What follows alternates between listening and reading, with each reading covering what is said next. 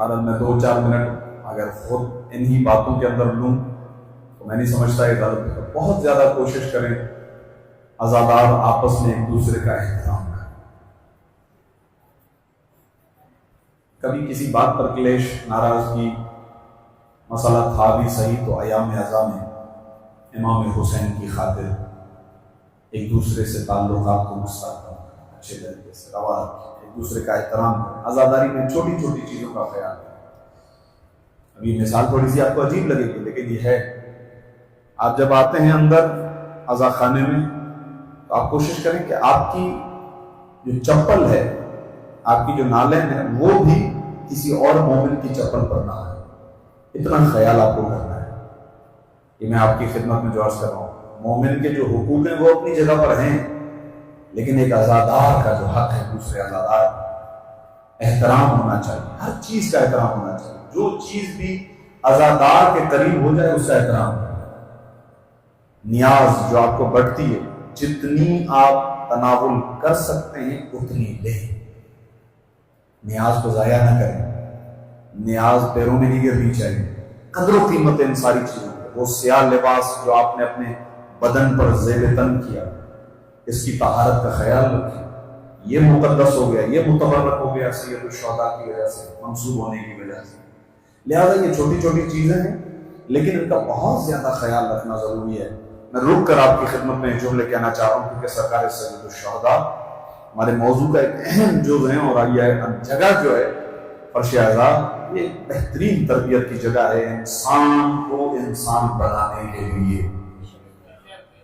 سرکار سید الشہداء کی عزاداری میں بہت زیادہ عرض ریزی سے کام لیں، بہت زیادہ دقت سے کام لیں. ایک مرتبہ محرم آ گیا، اب آپ کی زبان آپ کے کنٹرول میں ہو، آپ کے ارادے آپ کے کنٹرول میں ہو، آپ کی مرضی آپ کے کنٹرول میں ہو. ایک مومن دوسرے مومن سے جس طرح سے پیش آتا تھا، اب سرکار سید الشہداء کی وجہ سے اس کا طریقہ بدل گیا. اب وہ رنجشیں ختم ہوں، محبتیں بڑھیں، احترام بڑھے. چھوٹی چھوٹی چیز جو عزاداری سے ریلیٹڈ ہے، چاہے وہ دروازے پہ کھڑا ہوا شخص ہو کہ جو ویلکم کر رہا ہے، جو چوکی پہ کھڑا ہوا ہے، جو چیک کر رہا ہے آپ کو، ہر بندے کا احترام ہے کیونکہ وہ مجلس کا حصہ ہے، عزاداری کا حصہ ہے. مرثیہ، سلام، نوحہ پڑھنے والا ہر شخص واجب الاحترام ہے. سب کا احترام کرے. جو فرش عزا پر بیٹھا ہے اس کا احترام. ہر چیز مقدس ہو جاتی ہے.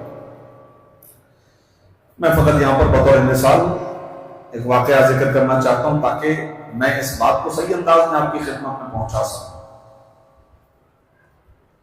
امام خمینی کے زمانے میں، آپ خمینی کے زمانے میں ایران میں ایک بہت بڑے خطیب گزرے.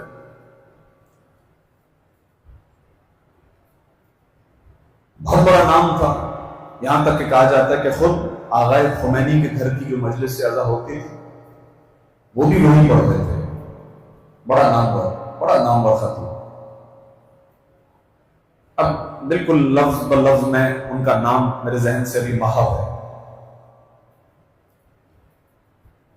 ایک دن شام غریباں کی مجلسیں پڑھ رہے تھے. ظاہر ہے کہ شام غریباں کی مجلس مختصر ہوتی ہے، 10-15-20 منٹ سے زیادہ نہیں. اور اگر کوئی نامور خطیب ہو، بڑا خطیب ہو، تو اس کی اپنی مصروفیات ہوتی ہیں، اس کے تقاضے ہوتے ہیں، پہلے سے کمٹمنٹس ہوتی ہیں، یہاں پڑھنا ہے، وہاں پڑھنا ہے، وہاں پڑھنا ہے، ٹائم سارا سیٹ ہوتا ہے. تو وہ ایک جگہ سے آغائے کوثری، مجھے نام یاد آ گیا، کوثری. تو ایک مجلس پڑھ کے وہ وہاں سے نکل رہے تھے شام غریباں کی 10ویں کا دن تھا. تو وہ جیسے ہی مجلس گاہ سے باہر نکلے، عزا خانے سے باہر نکلے، تو چھوٹے چھوٹے بچوں نے ان کو گھیر لیا اور ان کو کہا کہ آج عاشور کا دن ہے، آپ مصروف ہوں گے واقعی، لیکن ہم چاہتے ہیں کہ آپ ہماری دعوت کو قبول کریں. ہم نے بھی ایک مجلس عزا رکھی، ہم چاہتے ہیں کہ آپ اس مجلس عزا سے خطاب کریں. ظاہر ہے کہ بڑا خطیب اس طرح چھوٹے بچے کی بات کو فوراً سیریس کو نہیں لے گا. اپنے طور پہ ادھر ادھر دیکھ رہے ہیں، کیا کروں، بچوں کو کیا کہوں. بیٹا میری کمٹمنٹ ہے، مجھے کہیں پہنچنا ہے. کہنے لگے بالکل آپ چلے جائیے گا، بس جتنا مختصر آپ کے لیے ہو سکے، لیکن آپ آئیں، ہماری مجلس ہو گئی. ہم نے ایک چھوٹا سا سیٹ اپ بنایا، اہتمام کیا. اہتمام کیا تھا اب نہیں معلوم، اس وقت آیا کوثری کے ذہن میں آ گیا کہ ہاں ٹھیک ہے، جہاں تک مجھے نام یاد آ رہا ہوگا انشاءاللہ یہی ہوگا کہ میں چلا جاتا ہوں، ٹھیک ہے۔ اب بچوں کے ساتھ جو آئے تو آپ کوئی ظاہر ہے کہ بچے کیا سیٹ اپ بنائیں گے، اپنے طور پر ایسے زمین پہ کوئی کپڑا بچھا دیا، کوئی کرسی ورسی بھی کوئی ٹھیک ٹھاک کوئی ڈھنگ سے نہیں ہے، بس ایسی کوئی چیز رکھ دی، پتھر رکھ دیا یا اینٹ رکھ دی یا کوئی چیز، آج آپ بیٹھ جائیں اور مجلس پڑھیں۔ 10ویں کا دن ہوتا ہے تو اس وقت پر یہ خیال بھی نہیں ہوتا ہے، تو آغا صاحب جو تھے وہ ادھر ہی بیٹھ کے اور ان بچوں کے سامنے ان کے بیٹھ کر انہوں نے مصائب پڑھے، شام غریبہ کے مختصر مصائب پڑھ کے جانے لگے۔ جب جانے لگے تو ایک بچہ تیزی سے ایک چھوٹا سا کپ لے کر آ گیا، اس کے اندر چائے تھی، اور کہا کہ آغا یہ میں آپ کے لیے، ہم نے نیاز بنائی ہے، نیاز میں ہمیں چائے، تو آپ جو ہے وہ اس کو تناول کیجئے، بس یہ چائے پی کے پھر آپ والے چلے گئے۔ بیٹا مجھے بہت دیر ہو گئی ہے، میں آپ کے کہنے پہ میں نے مجلس پڑھ لی لیکن میں نہیں پی سکتا چائے، مجھے جانا ہوگا۔ انہوں نے کہا نہیں آغا ہم نے جانا۔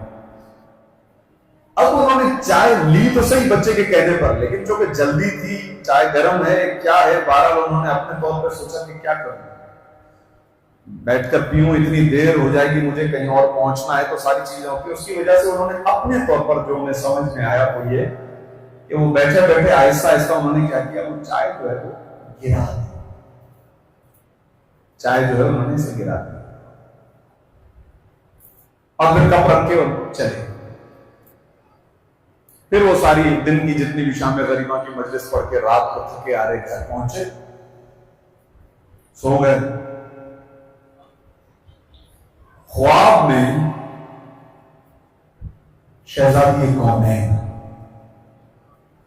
بیوی نے آ کر کہا اے کوثری، آج تو نے جتنی بھی مجلسیں پڑھی کوئی قبول نہیں، لیکن میں عرض کر رہا ہوں آپ کی خدمت، میں نے کہا نا بہت زیادہ ضرورت ہوتی ہے آپ کی نیت کیا، آپ کی نیت کیا ہے، بھلے کوئی کتنا بڑا خطیب کیوں ہو، نیت کیا ہے۔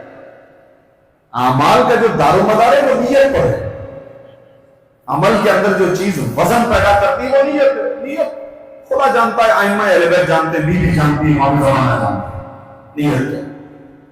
آپ کی نیت کا آپ کو پتہ ہے، میری نیت کا مجھے پتہ ہے۔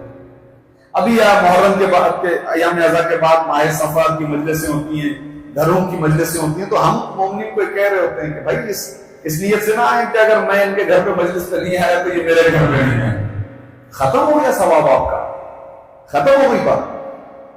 لہذا سارا دار و مدار نیت پر بیوی نے کہا ایک مجلس بھی تمہاری آج کے دن کی قبول نہیں ہوئی ہے سوا ہے اس مجلس کے کہ جو تم نے بچوں کے ہاں پڑھی تھی، صرف وہ مجلس قبول ہے، اس کے علاوہ کوئی اور مجلس قبول نہیں۔ لیکن اے کوثری مجھے تجھ سے ایک شکایت ہے، جس چائے کو تو نے گرایا تھا وہ چائے میں نے اپنے ہاتھوں سے بنائی تھی۔ اور جو میں آپ کو ابھی کہہ رہا تھا کہ مومن عزادار کی چپل تک کا خیال کرے، اس کا احترام ہے، اس کا حق ہے آپ کی گردن پر، سب کا ایک دوسرے کی گردنوں پر حق ہے۔ یہ بہت حساس مقام ہے، اس مقام پر ایک دوسرے کا احترام بہت ضروری ہے، چاہے آپ کی ذات کو نقصان ہو جائے۔ لیکن دنیا کے اندر یہ جب میلے لگتے ہیں اور کھانے بڑھتے ہیں تو لوگ لوٹتے ہیں کھانوں کو، اور شہزادہ حسین اس لیے نہیں، یہاں سے بڑھتا ہے نیاز امام حسین۔ اگر آپ کو نہیں ملا، لیکن اگر آپ کے بھائی مومن کو مل گیا کافی ہے، بھلے نہ ملے آپ کو، اگر آپ کے مومن بھائی کو مل گیا کافی۔ تو یعنی ایک ایسی پاکیزہ سوچ کے ساتھ آپ عزاداری کو انجام دیا کریں کہ ہر جگہ پر اہل بیت کا کہیں نہ کہیں کنٹریبیوشن ہے، کہیں نہ کہیں اہل بیت علیہ السلام شامل ہے۔ کئی ایسے ہزاروں واقعات ہیں، واقعہ فقط میں نے آپ کی خدمت میں درمیان میں اس لیے عرض کیا ہے تاکہ تہذیب عزا کی طرف آپ کی توجہ رہے۔ ان تمام کاموں کو جو عزاداری سے تعلق رکھتے ہیں انہیں عبادت سمجھ کر انجام دیں، پاک و پاکیزہ امور ہے، یہ رسمیں نہیں ہیں، عادت نہیں ہے کہ بس جس دل میں آیا تو کر لیا، نہیں پسند آیا تو نہیں کیا جائے گا، نہیں، ان تمام تر عبادتوں کے اندر براہ راست چہاردہ معصومین علیہ السلام شامل ہیں۔